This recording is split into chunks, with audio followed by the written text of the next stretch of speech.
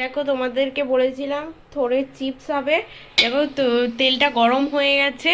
আর এই বেসনের মধ্যে একটু হলুদ দেওয়া, একটু লবণ দেওয়া আছে, পরিমাণ মতন লবণ দেওয়া আছে, লঙ্কার গুঁড়ো দিয়েছি, এটা জিরে দিয়েছি।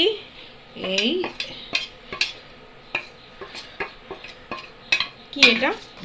ধনের গুঁড়ো দিলাম, ধনে পাউডার দিয়েছি, ধনিয়া পাউডার।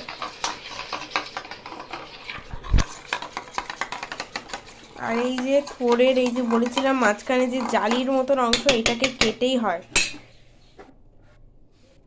দেখো ভালো করে পুরটা করতে হবে।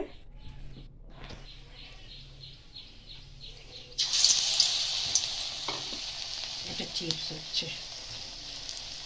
দেখো বন্ধুরা, দেখো দেখো দেখো দেখো, নতুন নতুন জিনিস দিচ্ছি, দেখো তোমরা সবাই দেখতে কেমন